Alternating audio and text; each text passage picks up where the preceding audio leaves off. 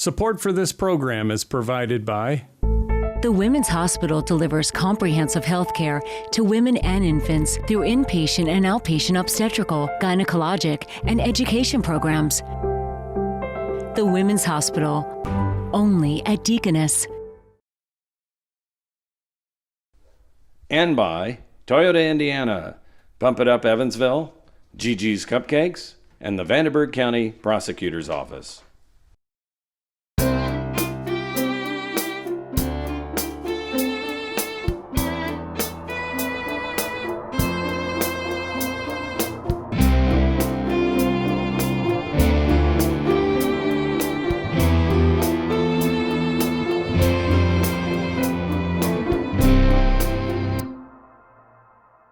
There's a great book. We wanted a baby, but we got an angel instead. And it's a children's book that does a really excellent job, like talking about why mom's sad, and why dad's sad, why grandma and grandpa are sad, and goes through and ends with, if this happened to you, I'm sorry, which I really like that it connects with the kid. And so that's been a really good resource over the years that I've handed out to parents, and parents have come back and said that, oh my gosh, my 7-year-old wants me to read it again. So kids will ask to have it read over and over again. The families that you're going to meet in this episode of Project Reveal have a special place in my heart because they've been so willing to tell their story, and in hopes that their story will be a comfort to you and a blessing to you and will give you a sense of hope and direction as you make your way through the grief that comes to all of our lives. Now, as we are shooting this scene right now, 2 of my dearest friends are standing in wait as they watch their grandchildren, 3-year-old grandchildren, one suffering with cancer and the other with no hope of a better diagnosis, waiting to see what they'll do with these precious little angels in the next few months. And that story is so powerful in my life right now as I walk with these families through the grief that has engulfed them and in many ways overwhelmed them, but they rode that wave and they have landed in, as they always say, a new normal. So tonight we meet Kelsey, April, Sally, and John as they share their hearts with you.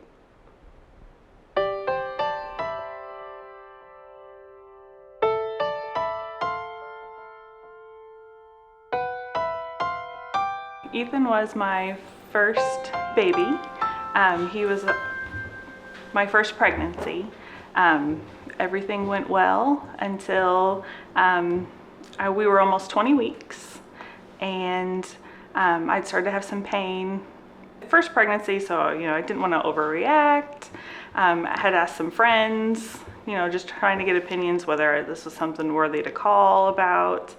And I was working at the time, and as the day went on, the pain got worse. By the time I got home, I felt something wasn't right. So I called my sister. My sister took me to the hospital, and we were there for several hours. Didn't really have any answers yet. They did an ultrasound. He was moving around just fine. He had a heartbeat.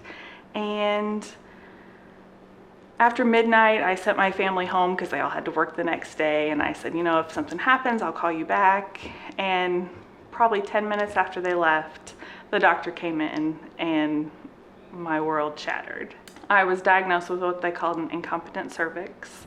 So my cervix had opened prematurely, and it had opened so far that there was no way they could stitch it, and basically my baby wasn't going to survive. We were not quite 20 weeks. Babies mostly they need to get to 24 weeks before they have a good chance. There was also a good chance of infection for myself. So it was, after midnight, I didn't know what to do. So they admitted me to the hospital. The next morning, my doctor came in and kind of discussed options, and we decided to proceed with labor. So she broke my water that morning. About 12:46, he was born, and he had already passed. But he was beautiful. He had the longest fingers and just a sweet face. My husband and I got married in the fall of October 2007 after dating for a year and being engaged for a year. We moved into a home, built a house. You know, everything was normal. We were just that normal couple. And we got pregnant found out I was pregnant in July of 2009 that we were expecting.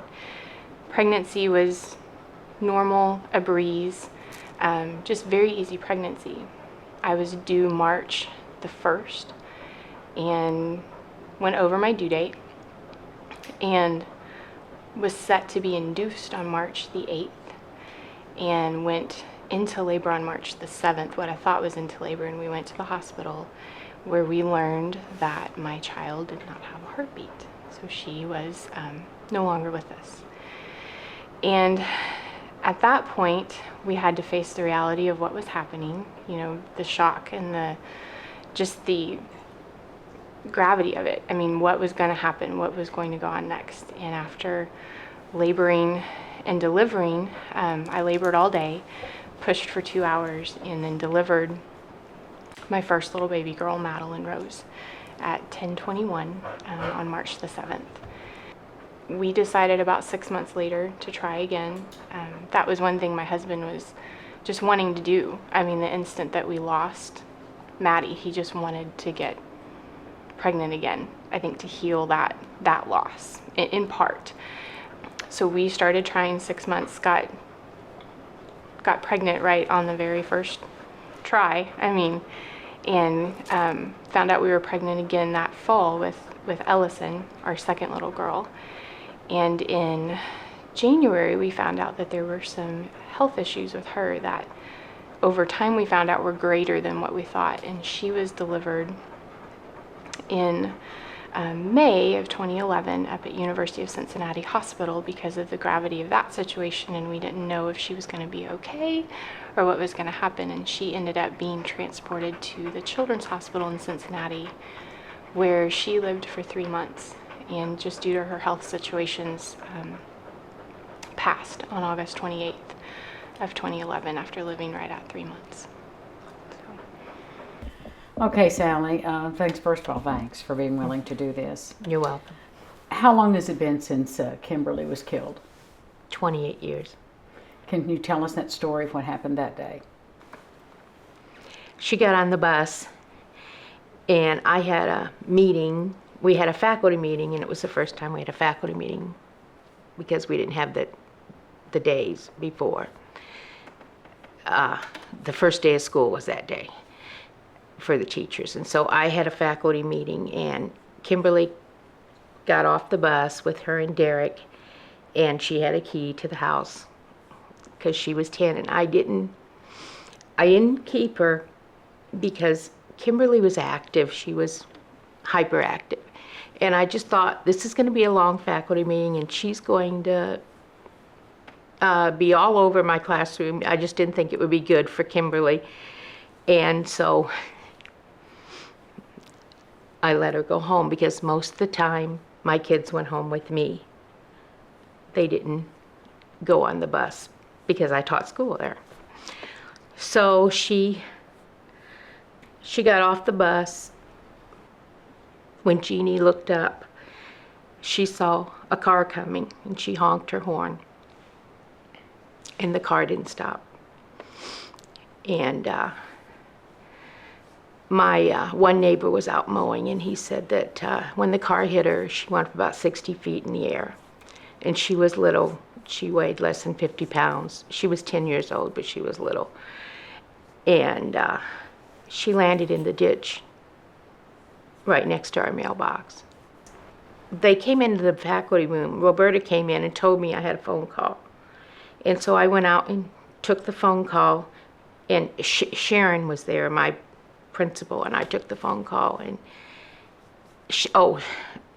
or they got me out of the meeting. Anyways, she said, Sally, Kimberly's been hit.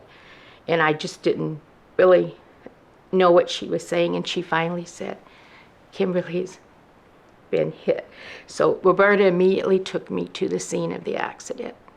And it was right across the street from my house, and there's this Faye's Beauty Shop. I live on a highway. And I saw Kimberly and there was all this plastic on her, and I tried to go over there and they wouldn't let me go. And then they wouldn't let me in the ambulance. And earlier that summer, my oldest had run across the street without looking. He looked way back, I didn't look. Anyways, he broke his arm, and I rode in the ambulance. So here they wouldn't let me ride, but thankfully there was a priest, Father Joe from Dale, and he kept telling me all the right things. Just remember, St. Joe's a Band-Aid station. That's people, it's just a little hospital, and everything's okay. And we got to the hospital, and they put you in a special room, not with the others. And he was able to go into the room where Kimberly was with the doctors. I couldn't go. And he would keep coming back and forth, and he was so wonderful telling me all the, he would keep telling me she hasn't lost any ground, but she's not stable. And the helicopter came, live flight, and I heard it on the roof. And because he kept wanting to know who I wanted to call. Well, I didn't want to call anyone because I knew she was going to go to Wellborn Clinic, and Dr. Healy, our pediatrician, was going to fix her. But I think he was trying to let me down, that things were really bad, but I was not accepting it. And then when the doctor came in, he didn't have to say anything because you just saw it. You knew she was gone. Our first two boys were conceived right after my wife and I got married. We found out about a month after we got married, and so we were really excited. Well, we found out we were pregnant about a month after, and only 6 weeks into the pregnancy, we ended up having to go in and get an ultrasound and found out that we had twins. And I thought I hit the lottery. I jumped for joy. I was so ecstatic. And my wife was obviously shocked and scared at first, but she was excited too. And we were, having twins, you're monitored pretty closely. So we were going in about every week or two and getting ultrasounds, and everything was going well. And we had a 20-week appointment for a checkup where they do, they check all the vitals and they really go through everything, and everything went well. So we were really excited. It was a big relief when we felt really comfortable at that time that the pregnancy was going good at 20 weeks into it with twins, and everything looked good. And 2 weeks later, we had our normal follow-up, and we just went in for the ultrasound. We were just chatting with the ultrasound tech, and she said, "We don't have a heartbeat on baby A." And I was like, just stunned. I said, "Well, you got to check it again. You got to be wrong. Something's wrong, And I just, I was shocked, And my wife literally went into, I'd say literally, but she was very shocked as well. I mean, she couldn't even say a word, and it was devastating to us. We still had it in our mind. Well, we've still got one. We've got to stick through this pregnancy, and just think of him. That night, she started getting some serious pains, and we went into the emergency room, and they said, "You're doing fine. It's just, we don't know what it is, but you're not going into labor yet." And a few days later, it discontinued, so we went back in, and they said, "Well, your water is broken, and you're going into premature labor." And they gave us the statistics on what the chances are of making it 23 weeks, and all of the issues that you'll have with the babies as well. And the next morning, she gave birth to both of them, and Ethan was stillborn, and Logan came out alive and lived for 1 hour.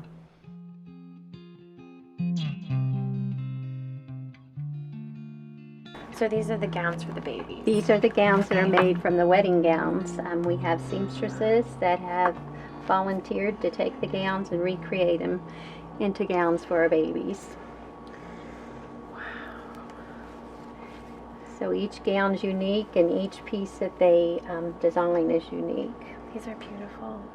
They are. It's for a little boy. Mm-hmm. This one we've done for a little boy, and Oh my gosh, look at this. Girl. Oh, how beautiful. And these are from wedding dresses that From were wedding donated? dresses, Yes. Oh my gosh. So this doesn't look like a full-term baby gown, Now, this right? might be for a baby that could be 18, 20 weeks in gestation. So we try to have a variation of sizes of our gowns. Like this is just a little wrap. This baby may be 10 to 14 weeks gestation that would go in a wrap like this. And they're not quite a pound in here, right? Right. So they're... Right. They're just ounces and grams that would go in that wrap there. This is so special. You They know, are. you're saying that any baby, no matter what gestation, is important. We say that, yes, we do. It's very important to us and very important to our families. And the seamstresses that put these together, just the detail, the little extra pearls and the time that they spend making these special for our families, we really, really appreciate it. Who does these? Do you have volunteers or? Volunteers. Yes, we have some staff that has volunteered, and then we just have women from the community that have volunteered to come and get a gown and take it home, and whatever they want to make, they are free to make. Handmade with prayer. So somebody made this and then Yes. added a little card. Oh, look at that. And we try to make them, so we might have two like this, so we can leave one on the baby and send one with mom, so mom can have that too. This is my favorite thing that I've seen. It is so special. And I love a little card that comes right out of it too. This is from a bereaved mom that we had taken care of years ago, and this is her payback to the hospital. It's something that she wanted to do for our families. See, she talks about losing her daughter and that she was a full-term stillborn baby, and that somebody had done this for her. So she makes a blanket so that the baby gets wrapped in this. Right. Does the baby get buried in this? You can do either. Some families choose to keep the square with them and wrap the baby in this. Some choose to keep the baby and put this with the baby. I mean, keep the quilt and keep this with the baby. So it's just whatever their preference is. Wow. And it sounds like this is this woman's ministry. I mean, this is how she is able to She's give touched back. a lot of families through her quilts. Yes. Yeah, she does a wonderful wow. job. Okay, so it's called it's the a- missing quilt. Our missing square quilt. Look at that. And it has this little piece.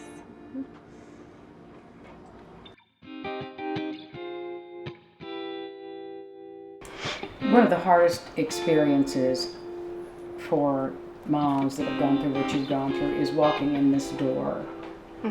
When all of the things are here prepared for that baby that was supposed to be in your arms. How did you deal with the nursery and the toys and the clothes? We closed the door for a long time.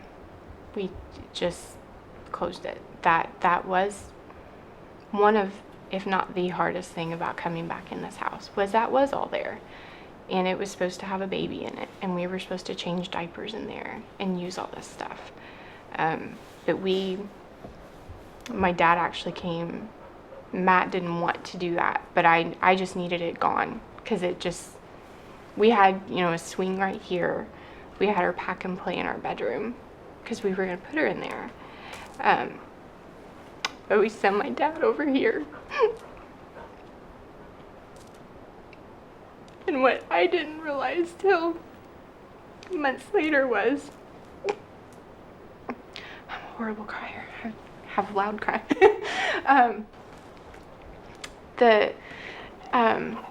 Months later, we realized that when my dad came over here while I was in labor, my dad's never shows emotion and wants to be strong. I never knew it till several months later that we had asked him to do that hard job of at least putting the swing in that room and putting the pack and play up, because I didn't want to have to see it. And found out months later that he just sat in here and just bawled his eyes out, because that wasn't supposed to happen to our family. As her mom, And as the person responsible for carrying her, I felt like I should have known that something was wrong. And the fact that I listened, I listened to what people told me that, before you deliver, babies don't move as much, they don't do this, and I still felt her moving. And to know that you get there and that life is gone, I felt horrible. I felt guilty. And I still tell people to this day, as much as I can get, I know that I'm not the one that caused it. I still feel responsible for it. And I will tell myself that and immediately pray about it to know that it wasn't me, but the guilt will always be there, because I feel bad that I didn't know. I didn't know that something was wrong. And the doctors even explained that we could have never known. Yeah. How could you know? What happened to her, it was a cord accident with our first. And she said you literally would have had 7 minutes once that happened. She said we could have life flighted you from your house to the hospital and it wouldn't have helped. And I think I try to tell myself that, but still as a mom, it's just agonizing. There was lots of tears, lots of guilt, thinking I should have called, I should have done something. There was a lot. I blamed myself because this is, I felt like I could have done something to prevent this. Even though the doctors tell you there's nothing you can do, you still feel like there's something. You should have known. It's that mother's instinct. Right. And I remember laying in the hospital just kind of patting my stomach and just saying, I'm sorry. I'm sorry I couldn't give you the life that you deserved. You think of leaving the hospital with this baby and you come home empty-handed. And it's, they give you lots of mementos and, you just kind of hold on to those. But the hardest part is to realize that the world still goes on. Even though your world has stopped, there's still a world going on. And that was the hardest part for me. It was almost like, how dare you go on when my world is broken? And how did you get past that? Because did you feel resentment, for example, for your friends having babies or your family members? It was hard. I tried really hard to be happy for them because it wasn't their fault that I went through this. But at the same time, it was hard. It's hard to be, I had a friend that had a baby the next month, and I didn't want to say congratulations, but I did, because I can't hold that against her, because that wasn't her, she didn't have anything to do with it. But it's hard. How did your husband make his way through all this? I realized that men and women grieve differently. And it was, and it was hard too, because, this was his little boy. He had lots of hopes and dreams for him, lots of things they were going to do. And it's funny because if I was having a bad day, it seemed like he was having a better day, and vice versa. But he's a little more quiet about it. He does cry. We definitely grieve differently. And it's different for him as well. He just, I was able to feel Ethan, and he didn't get that chance. But at the same time, he grieved too. I mean, this was a big loss for him as well. I believe that men have been thought that the grief process was just for the women over time, and it's just recently become more apparent that men also grieve.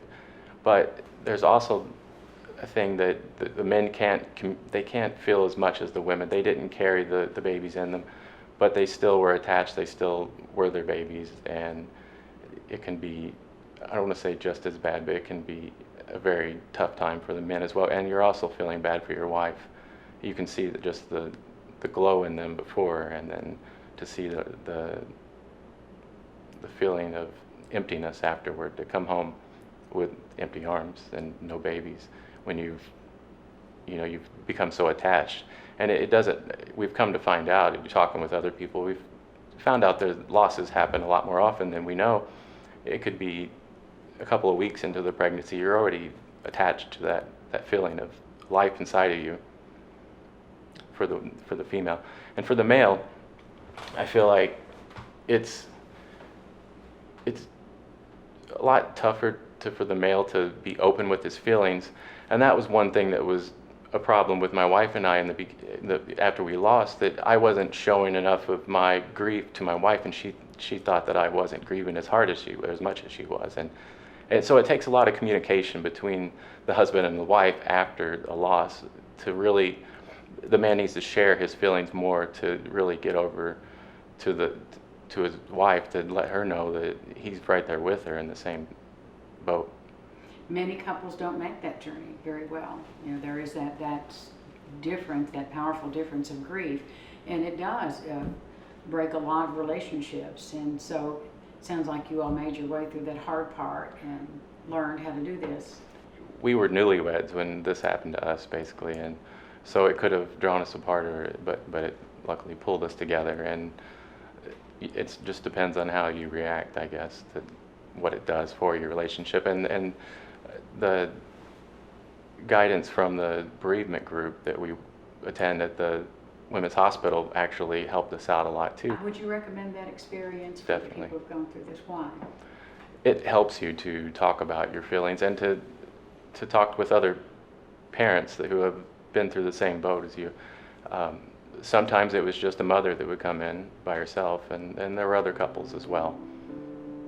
But I wanted to be there to support my wife, and it was good for me too.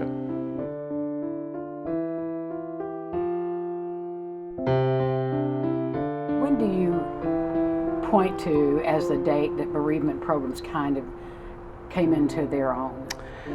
I would say probably about 1981, because the RTS Bereavement Services is the group that trained me to coordinate a program, support parents, began RTS Bereavement Services, which stands for Resolve Through Sharing, in 1981. And can I tell you a little bit about how that happened? Sure. There were several nurses who worked on what was then their birthplace unit, who found themselves lacking in what they felt to be appropriate emotional support for moms when loss would occur. So they began this program. They felt like they were doing a really good job providing the physical support for those families, but not so much with the emotional support. And I myself felt at a loss for words when it came to being adequately supportive of bereaved families, moms and dads. How were those experiences handled prior to having a bereavement program in the hospital? For the most part, what comes to mind is when I worked on labor and delivery, OB, back in the late 70s, when we would have a family that would experience a stillbirth, for instance. That mother was immediately removed from the OB unit and put in a private room away from the babies so that she wouldn't have to hear the babies cry. Was not given an option to stay in the OB area, and we've learned so much even from moms that long ago about what their needs really were, how much they would have liked the support of someone just simply saying, "I'm so sorry, I'm just so sad for you." That's one of the things we've all been impressed by, was how this community has expanded based on an experience a mom has had. I've had this experience and now I want to do something. Right. That's powerful stuff. Yeah, and that's what, when I was in my pregnancy days, that's not what we had. What did you have? Nothing. We had nothing. We had the pat on the back, go home, get pregnant, and forget about it, And that's okay for the moment, but all that grief stays inside. and manifests in other ways until it's finally brought to the surface in some way or another. You know, when your kids are growing up and leaving home, or whatever it brings about the manifestation of that grief. For me, it was education. I wasn't allowing myself to go forward in my education because I hadn't grieved my babies. And so those were important lessons to me, and lessons that I brought to this job and to my calling. And so being at Women's Hospital is certainly a gift to me. Yes. When a baby passes away here at the Women's Hospital, as coordinator of this program, I've always felt that it was something I wanted to do as far as attending the baby funeral. So anytime that I was available throughout all these 15 years we've had this program, I would go to a baby funeral if I could. At the baby funeral, they would have on display there many of the tangible memory items that we provide for these families. Blanket, quilt, booties, little outfit, baby ring, baby bracelet, on display right by the little casket at the funeral home, and the photos that we have taken. Photos are so important to our families, and we do provide photos for our families, and oftentimes they have all those things on display at the funeral. And then, of course, we get those thank you cards and those letters and calls where they tell us how invaluable that support is. Well, I know the grief and bereavement team at the hospital is excellent in every way. Yes, they are. What was their presence like right after the delivery? What was their service to you right after the delivery? Well, Darlene Fisher is the head of the bereavement group, and she's been wonderful for us. And Janice, with the chaplain there, has been wonderful too. And they come and offer their support, but they don't push anything on you. And they just come down and they ask if you want pictures, they ask if you want your footprints. And it's very nice to get things like that for keepsakes. And they put it all together in a little memory box for you. And it's really nice to have those keepsakes, and we do treasure those. You know, if it were me, some of the thoughts that would go through my head is this right to hold this baby? Mm-hmm. Is it okay? Is this like right to do? Mm-hmm. You know, right. Did they talk about that? Well, I'm coming from it from a little different than Darlene because I'm a labor nurse on the floor. So I labor these girls. They come in, they get the news that their baby isn't alive. And so it's a process. And most all of them are kind of like that. I don't know that I want to see my baby. I don't know that I want to hold my baby. And it's like, okay, we're not going to worry about that now. We're just going to take it step by step, minute by minute. And almost all of them come around. And it's like, I want to see that baby. I want to hold my baby. I want to be with my baby. So it's a process. So we try to meet them exactly where they're at. Whatever their feelings are their feelings, and we try to honor those feelings. Well, my nurse was Laura. She was, during the whole experience at the hospital, she encouraged me to hold my baby, see him, and that was hard for me too, because I thought, what is this baby going to look like? You know, is he going to look like a baby? Is he, you know, I wasn't sure. But she encouraged me to do that, and I'm so glad I did. And then after he was born, they took him, they put him in a gown, took pictures. We have a little footprints of him. They gave us a whole box of little mementos. And the blanket they brought him to us in, we got to take home. They also offered a common burial service, which we participated in. And it was wonderful. And it was nice too, because, you know, that's, when you're pregnant, you don't think about planning your child's funeral. And so this was so nice that they took care of all of that. And it was a nice way to say goodbye to him. These were the blankets he was brought to us in. And I slept with this one for a good year, just because I could smell him on it. And so I slept with it for about a year. And if I went on, you know, a trip, it came with me. I don't feel like I have to do that anymore. But that was a good comfort to me. This is actually the box that has, we were actually sent home with all of this. And then I just kind of keep, there's some pictures from our balloon release in there, and then pictures of him. And then these were his footprints. Oh, what a small. It's unbelievable, isn't it? Yeah. This was his last ultrasound picture. That was taken the night that I was in the hospital. So this one's precious to me. And then this was his first one. And this is my favorite because it looks like he's holding a balloon.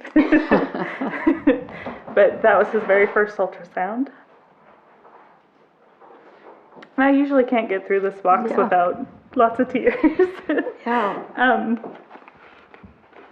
And then there's just like some cards when we found out we were pregnant. That was the happy part. And then this is what I think it's on here. Yeah, he was this long. Oh, 10 inches long. And then he had, when they brought him to us, they had him wrapped up and had a little bear with him. And then these, I love these pictures. These were, when we found out we were pregnant, my niece drew us this picture of us holding the baby. And then a couple years ago, my nephew, because they all knew about Ethan, he drew a picture, and this is me and my husband and my son, and we're all thinking about Ethan. Isn't that perfect? But it's amazing how much they pick up on that. Even the children. They're so open. Their spirits are so open to that, and and they're going to talk about it. But what a wonderful visual. Right. Yeah. I think people that might not know us at first might think it's a little bit odd just to come in and see the pictures. I mean, we are very open and honest. With Maddie, the pictures of her, she is stillborn in them. I mean, she is not alive in them. And I'm cautious with people. If you're not comfortable with this, it's fine. You don't have to look at it.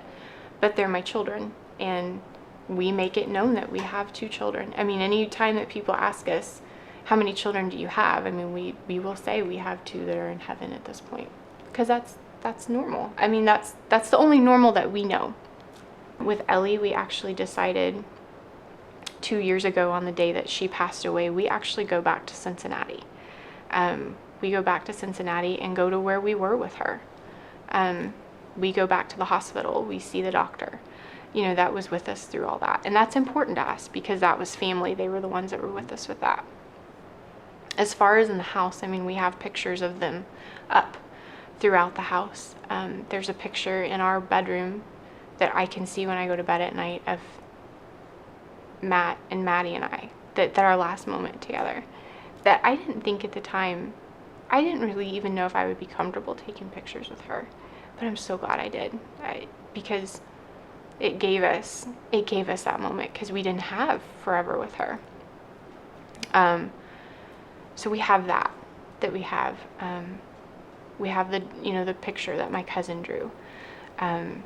There's an angel statue in here that a friend of ours gave us, that just little pieces that when I can go through the house, it makes me think of them.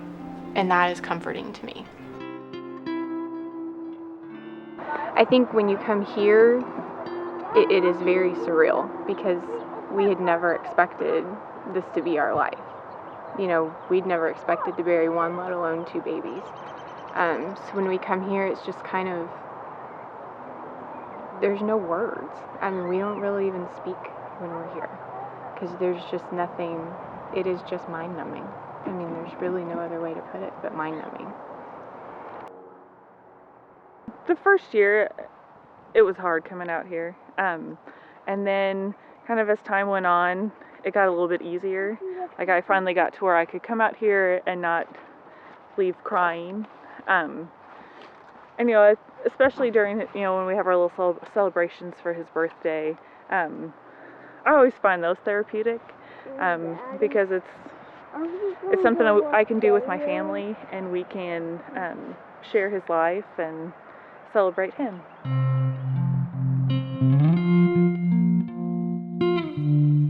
It was gradual because, you know, in the beginning you can't be, you feel guilty if you are happy, but it was very gradual. I think it really,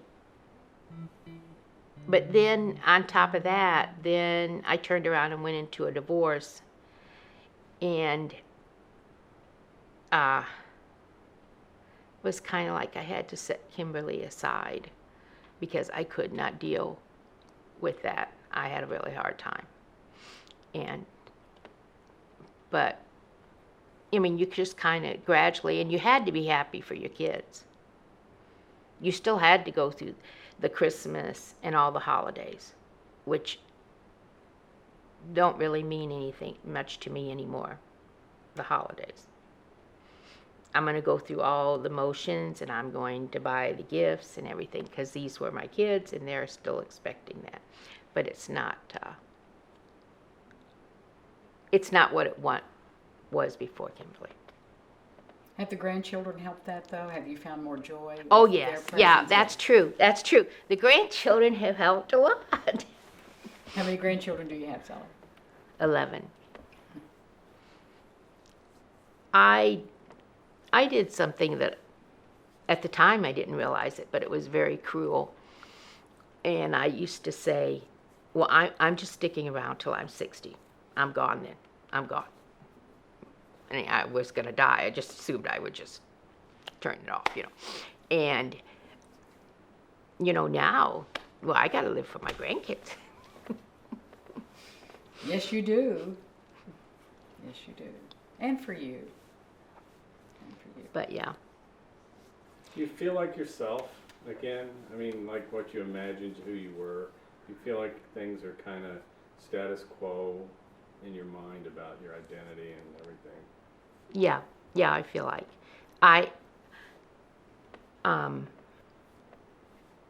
because it's not like Kimberly's is in my thoughts all the time. And, you know, I remember her every morning and every night when I talk to God, but it's not like it when it was so raw and that. But yeah, I feel like could say I was back to my normal. But it does take a long time to get there. A lot of it came when we became foster parents and actually started fostering. I mean, it healed.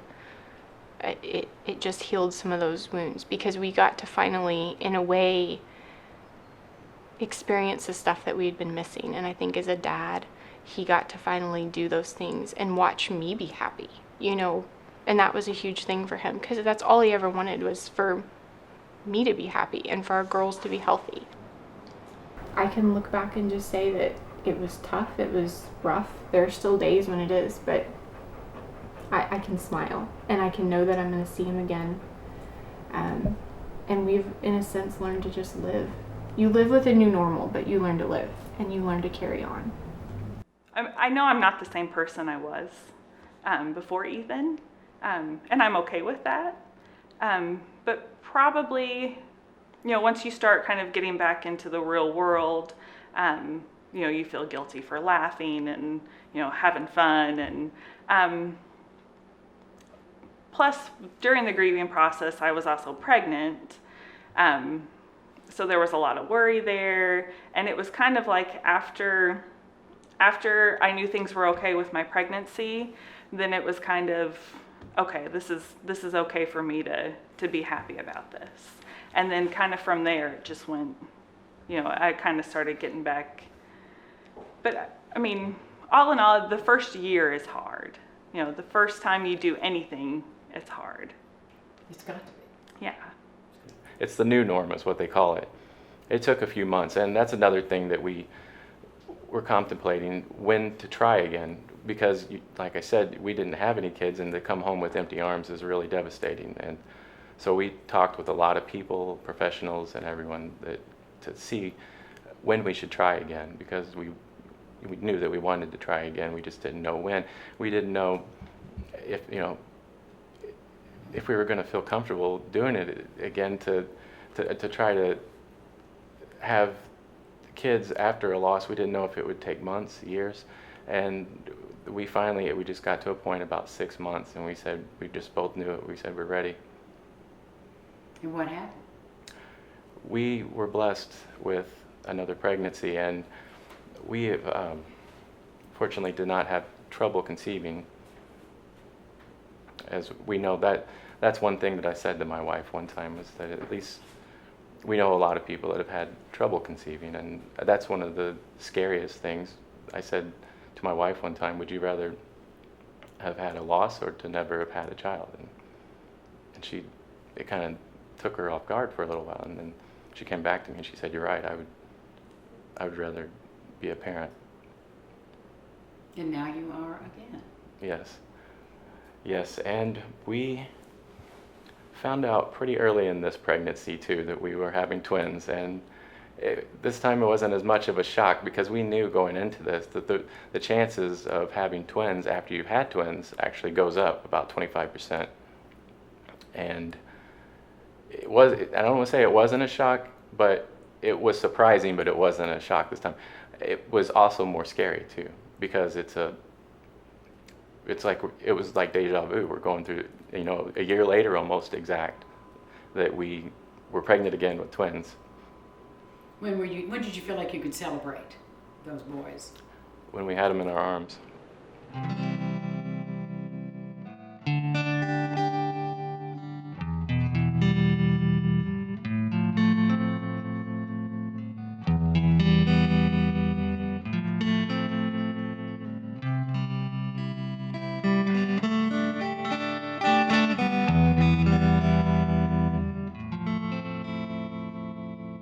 Hope. It comes with confidence when there's encouragement to release the fear and dare to dream again, and that is huge. We're celebrating the human spirit to try again in the face of painful odds. We're celebrating the power of presence in a dark time. We're celebrating the rising consciousness that brought bereavement programs into existence. We're celebrating the circle of women who redeemed their own loss and their own pain by serving others who have lost with programs of comfort of their very own. And we're celebrating the willingness and the skill to stand and serve these broken-hearted families in the persons of chaplains and nurses, bereavement experts and facilitators. There's so much good, positive, hopeful, courageous, and uplifting light, and it's come out of all of this unbearable pain. And the hope is there's more light to come.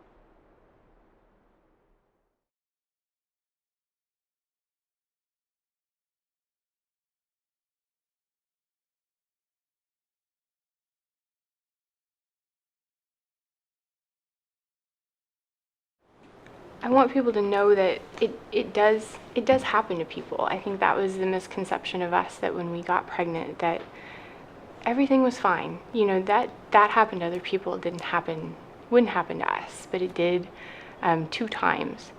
But beyond that there's hope and that there's life past it.